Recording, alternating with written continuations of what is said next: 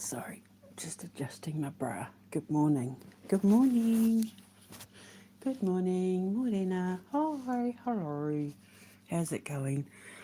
Um, I'm sorry I didn't have time to post anything yesterday. Because I've been very busy over the last couple of days doing the work of the Lord. God.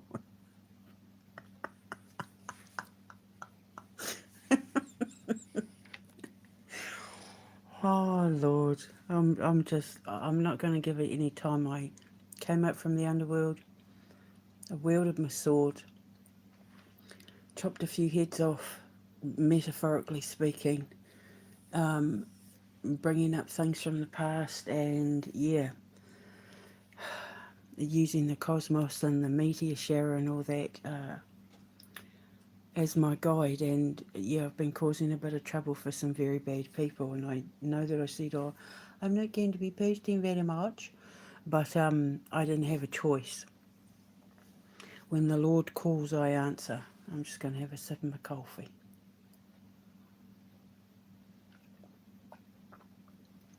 So I I had a dream, but I can't really give you the details of the stream because I can't go giving anything away, and because I know that Baron von Crumple likes to steal my ideas, I literally caught him out. I now have absolute definitive 2 pieces of evidence, legal proof. He stole the Dear Satan clause, like undeniable proof. So I can use that when I take them to court, and I'm not afraid to face any of them in court. I'm not afraid of them at all. Nothing they threaten me with is no weapons formed against me shall prosper, so to speak. So, whatever. But I have taken a lot of juicy evidence to the King and the ICC and Tucker Carlson and all that as my witnesses. And as per my Buffalo Stampede dream, I'm just waiting for the news that it's all been torn down and him and his goons have been eaten by the lions. So,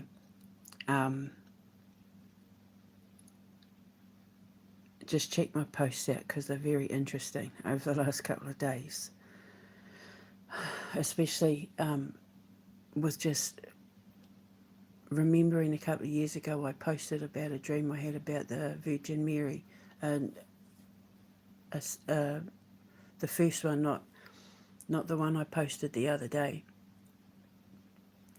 and having read it, I realised that this had nothing to do with like Central or South America and everything to do with Alaska. So I've been realising that the evidence was all there that we were destined for Alaska, but I didn't see it properly until my son pointed it out. And in wanting to bring my son peace and closure in the life he deserves, it's unlocked something that has just blown my mind wide open, and then the floodgates of ancestors and little messages I've left myself in the past and all that, they're all right there, and everything is pointing to Alaska. So I know I said with Russia and Switzerland, no shadow of a doubt. Well, this is undeniable. I can't deny the evidence.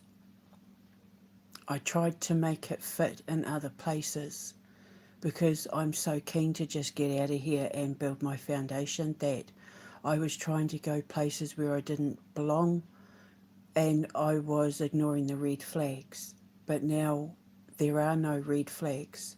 It's like when my son pointed it out and I revisited it even though I had looked at it before, it's like the doors opened and all has been revealed. And then all the dreams I was having suddenly started making sense. And all the signs, and like it was all pointing to Alaska. And now I have the blessing of my nana and my koro te raupraha, and you know the Virgin Mary and God and Odin and Thor and Zeus and all of them. They're all helping me get there. And they've been showing me my purpose there, like the reason why they need me to go there. It's all making sense now. Everything I've been building since 2016, even 2013, in the 90s, in the 80s, in the 70s, ever since I was a kid. Everything I've been working towards, everything I've been studying, building, collecting, investigating, like it's all, even dreams I had as a kid that weren't the grandmother tree dream. I also found the name of my horse, and I was right. I had gotten the last part of her name wrong, and I was saying Sheshiwane, but it's Sheshiwaning, and I don't know if the last part is silent, but yeah, I found her.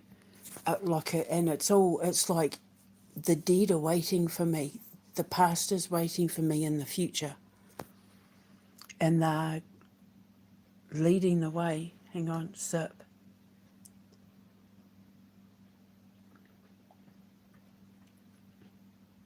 And I know that Re the Virgin Mary dream that I just posted from 2023, I believe, the man of my dreams, the man of 1,000 lifetimes, is waiting for me there. And all I know is that when I see him, when I meet him, when our eyes lock, when our souls touch, it's going to be like we've never been parted. It's not going to feel unnatural. We're not going to really have to get to know each other because we already do.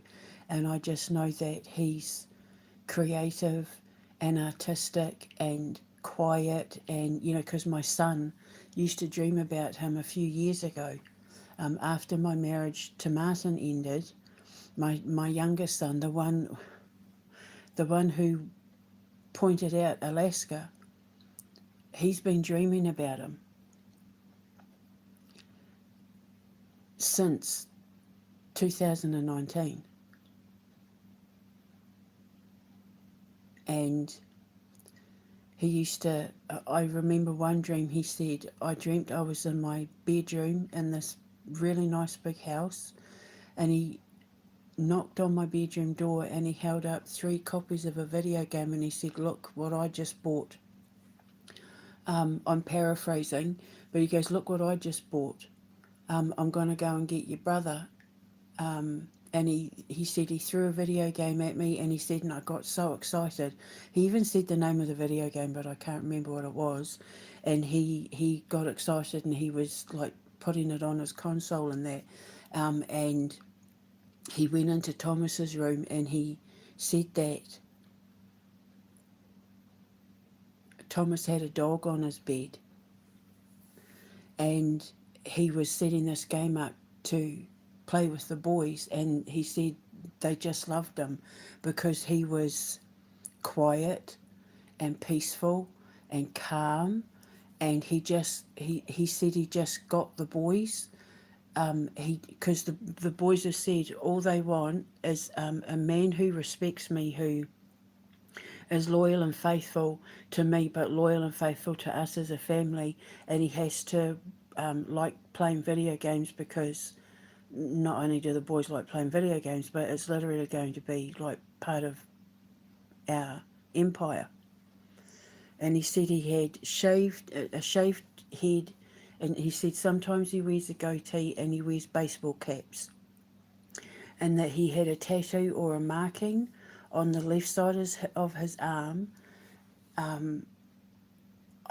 think he said it was a dragon tattoo, but he said it was for me. He said the marking on his arm was for me, and how much he loved me. And he said things like,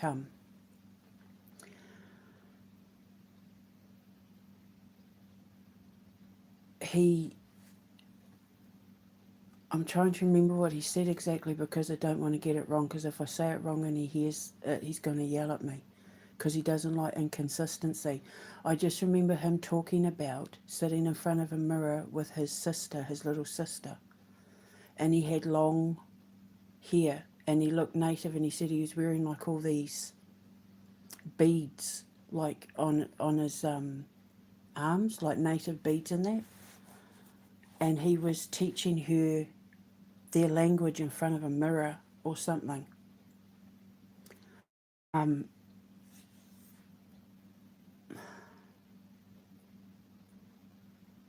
so sometimes he has long hair and sometimes he shaves his head.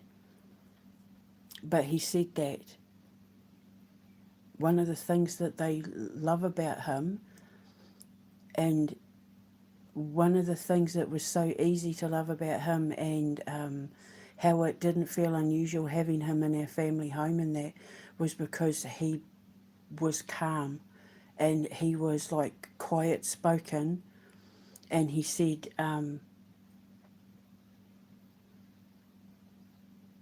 he just loved us, and there wasn't any trying, and the house was peaceful. He brought peace to the house, he brought peace to our family, and he just fit right in, and they loved him because he wanted to be a part of their gaming world.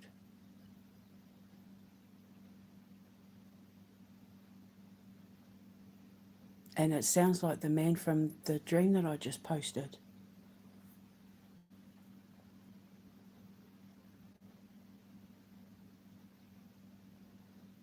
The kind of beauty that a man has that encapsulates your soul. Because remember the dream with my nan and Te Rauparaha, when I walked through the crowd and he was standing there? And remember we rubbed noses and it's like he breathed me in and I became part of his soul? That's exactly like how it felt with the man in the Virgin Mary dream. Like we became one the second we connected, and his beauty, the beauty of his soul, because of his peaceful, calm nature, because of the way that he loves truly, because of the way that he sees family and what family means to him, and all of that just made him glow, shine above the rest, stand out above all the others.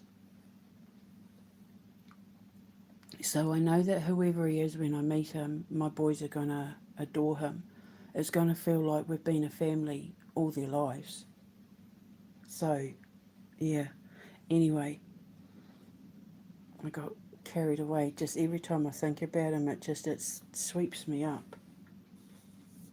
I'm just so taken by him because he's the love of my lifetimes. It's one thing to, I was saying, oh, he took Donald Trump and that took the love of my life. Okay, but the love of my life wasn't loyal. He didn't treat me very well. He had anger issues. He was accusatory. I ignored all the red flags because, when you love someone, you can be loyal for all the wrong reasons. But to go from the love of my life to having the love of my lifetimes, like, was he really the love of my life? He wasn't, was he? I don't think he was. He can't have been. Because if he was the love of my life, he wouldn't have been taken from me. He wouldn't have allowed himself to be swept up in all the lies and bullshit and propaganda for greed. He chose money over me. He chose money over God's gift to him. How big is your ego? How big does your ego have to be that God says to you, look after her because she's going to be something special to this world and what she's building, and then you turn around and go, nah, you're right. She's not good enough for me. And I was sad about it, but I'm not sad anymore. Because then my little Archangel Gabriel came along and says, Mama, but what about this? And there he was. My head of the eagle just standing right there.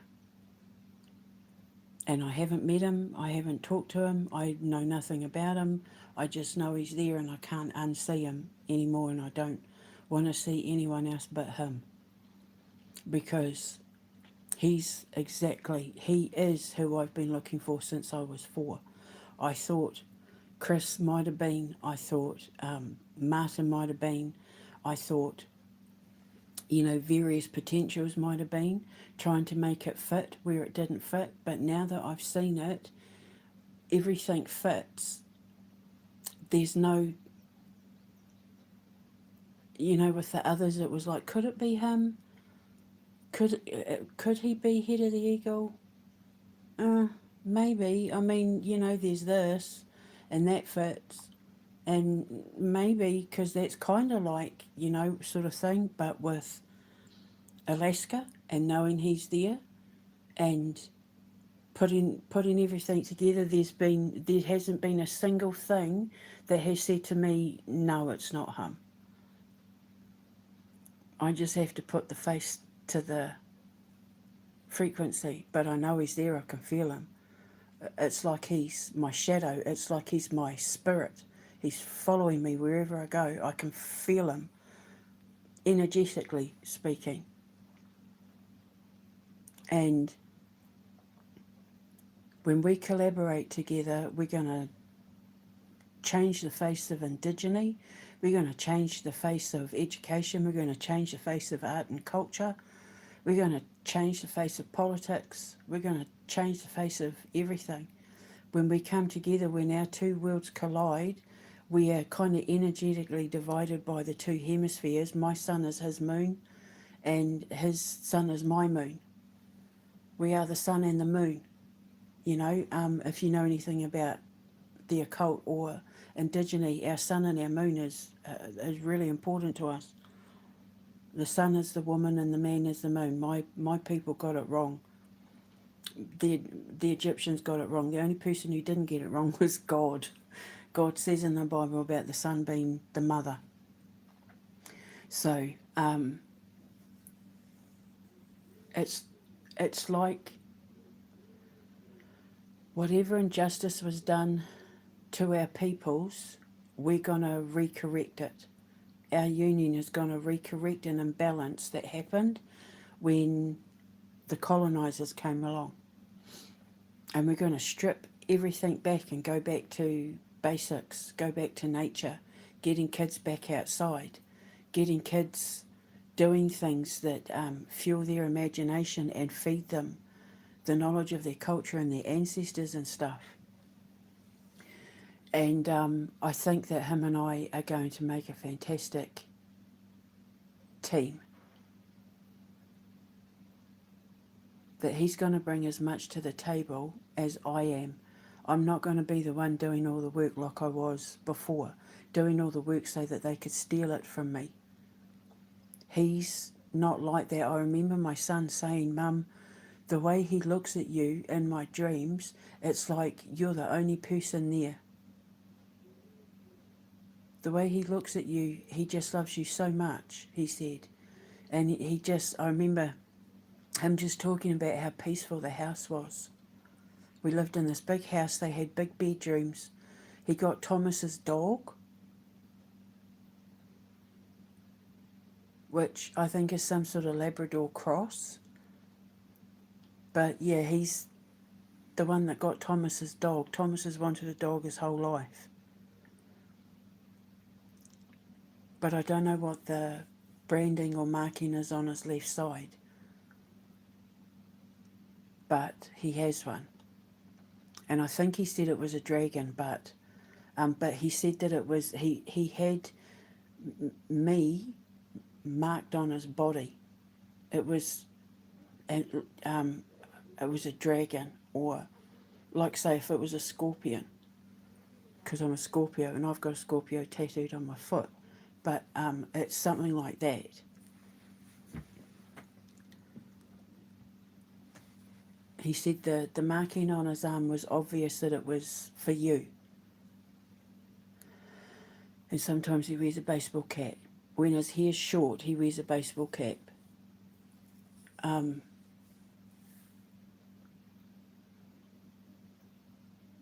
And I remembered the dream that I had. Remember, I was in the hotel and I was in the hallway, trying to sleep in the hallway of the hotel while people were eating all that party food. And the man with the olive skin and the dark hair came and was sitting above my head, and he was rubbing and kissing the scars on my tummy. And I was embarrassed. I was trying to cover them up, but he wouldn't let me. And he had the broad shoulders. Remember, I said he kind of looked like my ex Martin, but if he's First Nations, he would, wouldn't he? Martin was Nicaraguan, Portuguese, I think, Irish, and um, Lumbee, Tuscarora, Algonquin.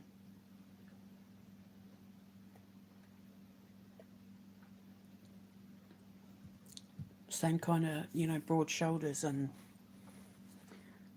warrior build. He was built like a warrior, but with a gentle soul, which would be a first for me. He's the sort of man that won't argue, he'll reason. He's not the sort of person who's going to cause fights for the sake of causing trouble.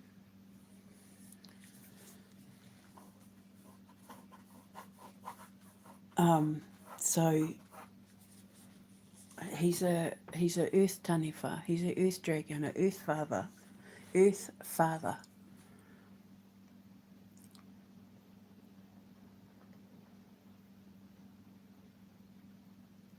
But he might have fire in his chart.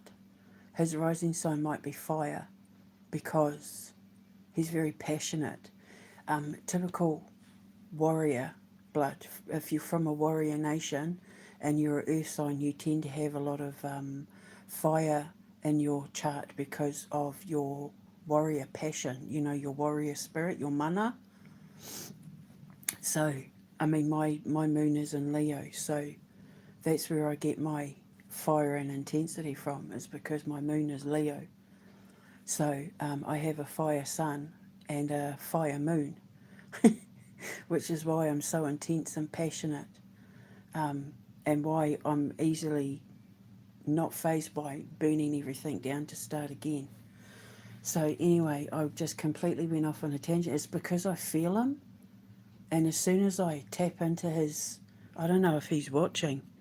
He could be watching. But as soon as I feel him, it's like I'm locked in and it's all about him and what we're going to build together and what we do together. So anyway, I had a dream I'm not going to go into, but it was to do with the Soul Collector comic book and video game. I was literally, it's like I was watching, like I was inside the video game, like I was an NPC watching Ruby and the characters in the game play the game. And there was just this bit where she's waiting at the gate of this like mansion like place with a big wall around it and a metal gate. And she walks up to the gate, and this African American character comes in and unlocks the gate and then jumps over the fence. She said something to him like, thanks, I really appreciate it. I didn't fancy climbing over the fence. And he goes, it's all right, I've got you. He said they deserved it anyway. And then he jumps over the fence, and I just move the lock out of the way and stand back and go and sit like on the branch of a tree. And I take unlock, like I unlock, or she, Ruby, when she unlocks it, he unlocks it and she takes the lock off the gate and kind of pushes it open and then climbs up the tree and just sits back on the tree with her legs up, resting on the tree, and just watches the horde of people come into the house, like come into the gates, knowing that they were about to tear it down and set it on fire and blah, blah, blah. In the video game, at the end of the video game, I haven't done any writing this week. I had every intention of working on it, but it's because I've been trying to figure out the direction that I want the game to go in, because it's going to be like if if I don't get to make Halo, it's going to be our first AAA. And in watching my son play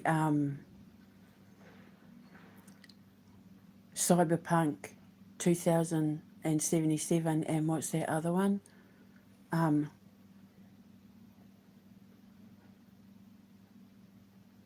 Oh God, I can't remember, something Winter. The new one he's playing. It's been making me, and Halo as well. It's been making me kind of figure out how I want this game to go. But with all this new revelation about Alaska, and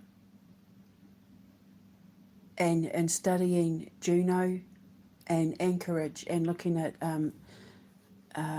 all the places in Alaska, this game is going to be set in Anchorage.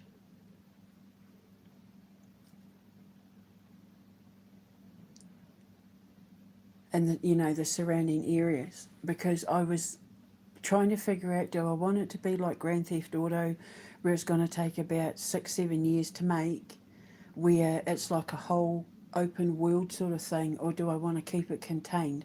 And this is kind of going to be like a cross between, it's kind of going to be like a bit Far Cry, a bit Call of Duty, a bit Far Cry, if you can imagine blending the two together. So, and because if you know anything about Alaska and Anchorage, and that, it's not a overly populated state, which is exactly what I want. But one thing I'm determined to do is put in a fair, because I'm obsessed with having like fairs, fairgrounds with the rides and the carousels and all of that. That's going in the game. It's actually an integral part of the storyline, which again I'm not going to go into, but it's basically, how Crackdown 1 was like loosely designed on Dundee and parts of Scotland, because it's where the original game was made. And you can drive around Dundee in that, and it's like driving through the first Crackdown. So this is kind of going to be the same. So I will be able to put Anchorage and Juneau and all of that into this game, because obviously she's got to go from one place to another, just like in The Night of the Black Sun, they have to go from one place to another. In the original story, they were going from South Dakota to Thunder Bay in Ontario, because I want to build a safe house there for Indigenous kids, because they keep going missing there when they go there to go to college. And so we were going to put that into The Night of the Black Sun, and it still is the Dragonarium, and that's where the kids are going over to rescue them and that. But now, because it's Alaska, we'll probably have them having to go from Anchorage to Juneau to get to the safe house to rescue the kids. And because they have, the only way in and out is via boat or plane, it gives them the opportunity to get on a boat in the game. We get to put in a boat, and they can sail the waters to get to the boat. But then because you have to fly in and out, it also gives us the opportunity to use a seaplane to get them out, instead of the helicopter, a seaplane. Which in the movie, when we turn it into a movie, it would be cheaper and make more sense. Because my son was saying, when we turn this into a movie, you've got to think about the costs, and hiring a military plane is going to be really expensive because of how I'd originally written the story. So I had to kind of like tear some of the story down and rewrite it to his suggestion, which was perfect. I haven't seen any helicopters coming in and out of Juneau, but there are seaplanes. So it's more than likely going to be that they go in by boat, which is going to be a fantastic scene in the movie, and especially in the video game. You know, if you've played Left 4 Dead, you know when they have to cross that bridge with all the crash cars and stuff like that. Imagine doing that, going through border tunnels and that to go to the safe house, but then having to come in and out on seaplanes. Like, I have to rewrite it because we'd written this whole scene where they have this big fight in the border tunnels. So now I'm just going to rewrite it so that they take the fight to the cruise ship. And, you know, yeah, and then get lifted out on a seaplane. It's going to be incredible for the visually in the movie and that. So in the Soul Collector, you know, when she gets the phone call to say, we need you to come out of retirement, just imagine her as being like Lara Croft from Tomb Raider and V from Cyberpunk. There's no woke. She's a girl because I wrote her in as a woman when I wrote the comic book, which was originally called The Bounty Hunter, and then I turned it into The Soul Collector. She's like a girl Van Helsing, but without the woke. There's no woke. She's just a girl because Tomb Raider, the first Tomb Raider, left an impact on me. The very first Tomb Raider, when it came out, blew my mind. Lara Croft left an indelible mark on my creative writer's mind. When it came to someone who was deciding to get into the video games industry. Tomb Raider 1 it was innovative. There were things in it that had never been done in games before. And I used to pay every weekend for my ex, my first husband. I used to use the money that I made from being a nanny to hire the PlayStation at Blockbuster and Tomb Raider and that, and I'd pay for him to play it so that I could sit and watch him play it because it was just such an incredible game. Absolutely loved it.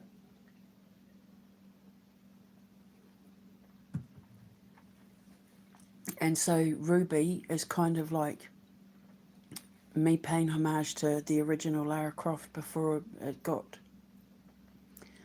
all, before they turned her into, you know, sex and power and, you know, it just, yeah, they ruined her character. But yeah, so I've kind of had to tear some stuff down and rewrite it to fit the fact that I want my game, The Soul Collector, and I want The Night of the Black Sun, the movie, the video game. It could even be turned into a comic book if you wanted, but you know, the movie, the musical, the video game, because it's going to be a musical first, performed live on stage. I want it based in Anchorage. I want to promote Alaska's beauty, and because the Soul Collector is going to be very sort of Far Cry-ish, Far Cry meets Call of Duty meets kind of Tomb Raider, Alaska's perfect for it. Because I've been studying videos on Alaska and Anchorage and Homer and Fairbanks and, you know, Juneau and all of that. I've got a incredible insight into the landscape where I've just been thinking, oh my God, I have to put this in the game. Oh my God, we have to film the movie there, like Mountain High. You know, my suspense thriller, Mountain High, which was going to be about the Tetzel worm and all that, is Alaska's perfect. You know, remote, off the grid villages and houses and all that. yeah. So I'm hoping I can do a lot for Alaskan tourism because of the fact that I'm going to be making a lot of movies and games based around Anchorage and like Alaska as a whole. So I'll be employing a lot of people in the arts and entertainment industry. And, you know, for everybody else, they're just going to have to be prepared for the fact that they might be allowed to work from home in the beginning, but when I get an office up and running, they're going to have to move to Anchorage. And then when I get the school built, you know, they'll have to be happy to move to the offices at the foundation. So my artists and programmers and IT staff and all that are going to have to be okay with the fact that I'll be needing them to relocate to Alaska eventually. Once I get in, and I've already got my eye on some of the office buildings there where I can set up my games company, my production company, my TV company, and my IT company all in the one block. So whoever owns that building is going to be very happy with me.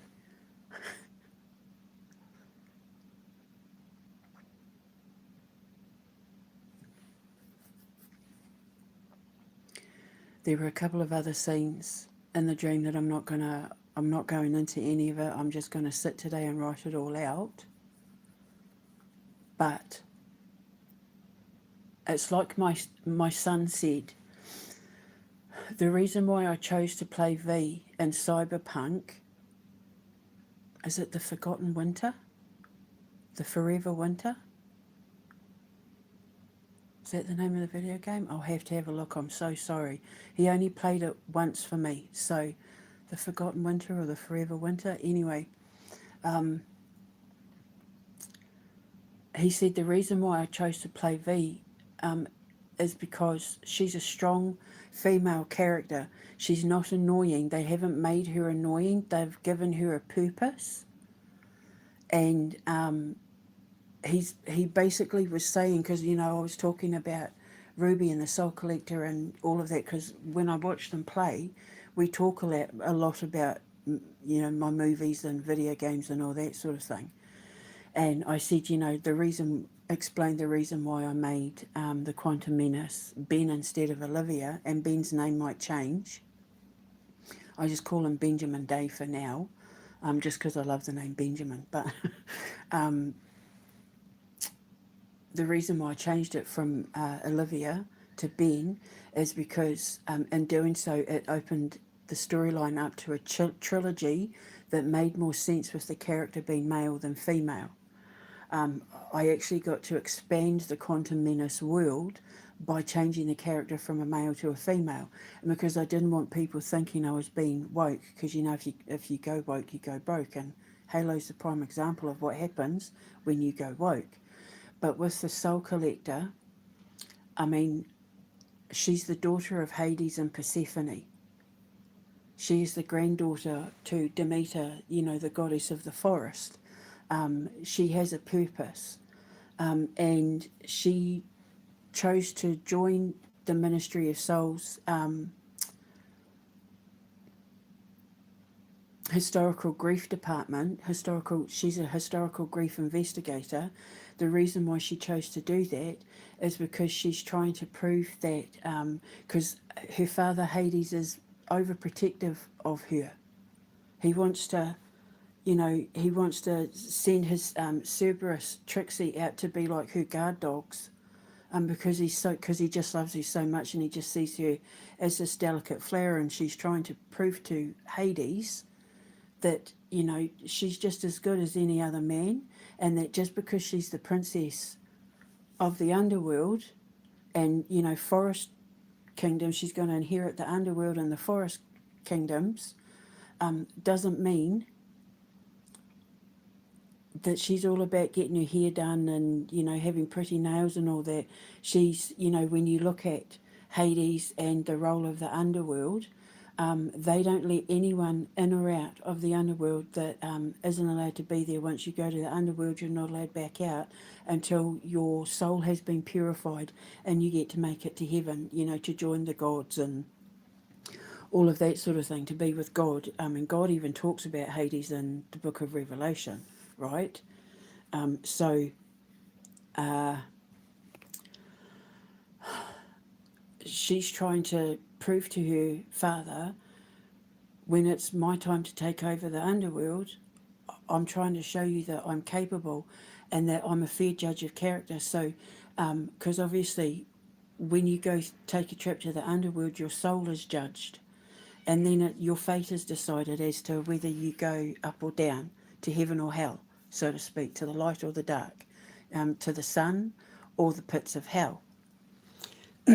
So she joined the Ministry of Souls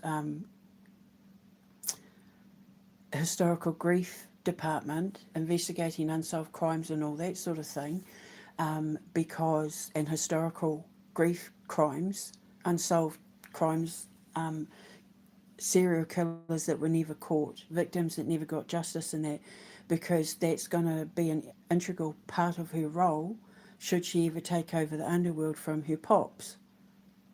Because when you're the god of the underworld, you have to have an exceptional, completely balanced, karmic view of the people who are coming in to be judged.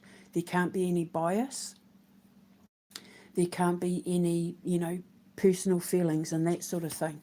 So she joins the police force for the Ministry of Souls in order to teach you how to remain calm and balanced through any and all situation, and by investigating murderers and all of that from the past, serial killers and deviants and that from the past for unsolved crimes, it teaches her discernment on an impeccable level that would be worthy of her being a karmic judge in the underworld for the souls that have to cross into the underworld after they die, So, so that's the whole thing there.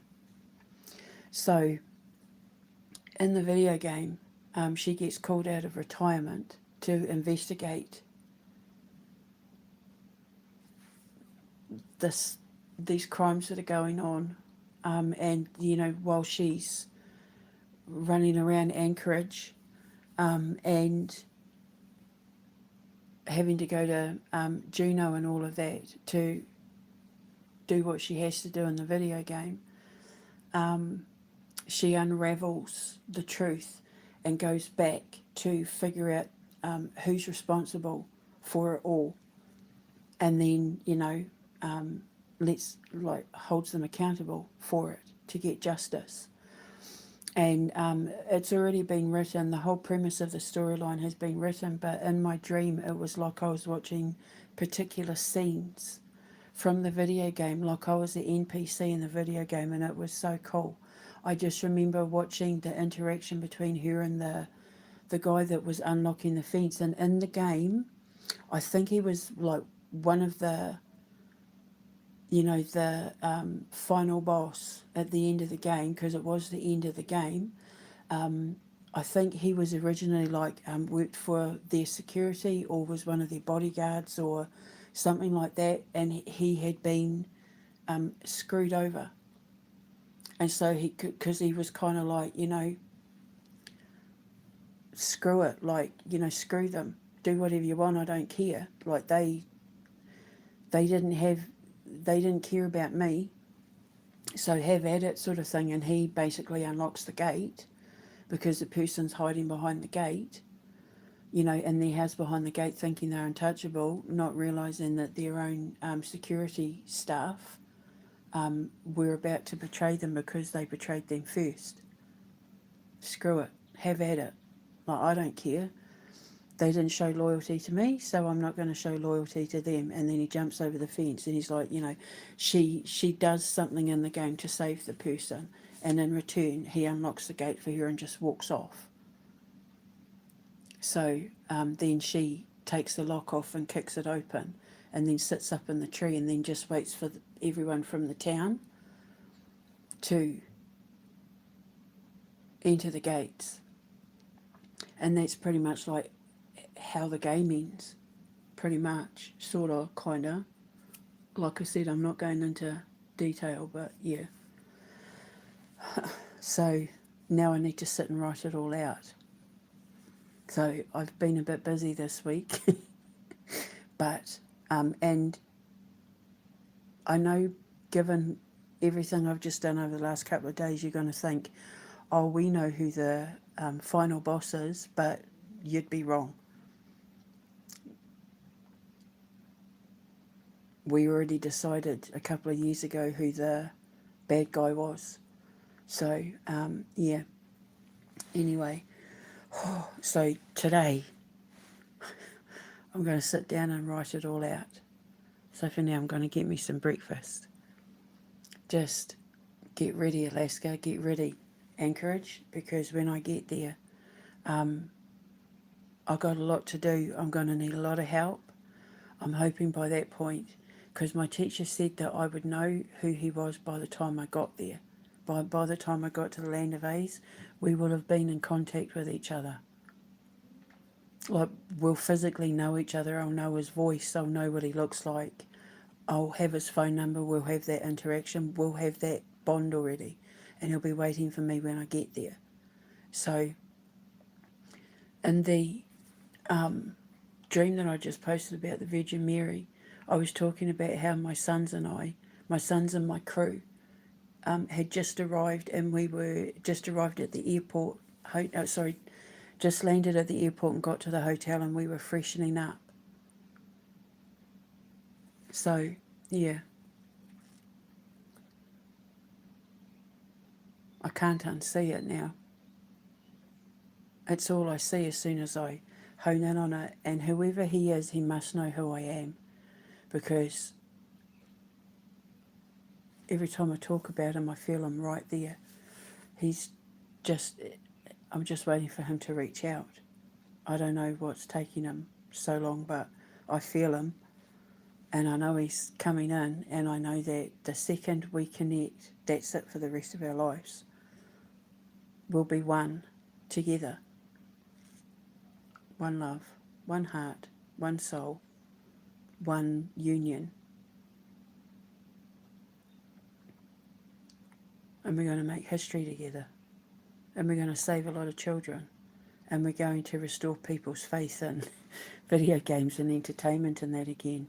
He's going to be able to bring things to the table that just are like the cherry on top of everything, of the cake or the dessert that my sons and I have spent pretty much their entire lifetime creating. He's going to help add extra magic to it, because he's going to be my navigator when I get there. You know, he's going to know what direction to point me in for connections, especially when it comes to talent. So I'm going to go and have my breakfast now. I've got some stuff to write out. I will speak to you later. Just get ready, Alaska. Get ready, Anchorage. Get ready, hubby. Because I'm so close. I'm nearly there. Nearly there. I'll speak to you later. Have a beautiful Friday. Ka kite anō. Mwah.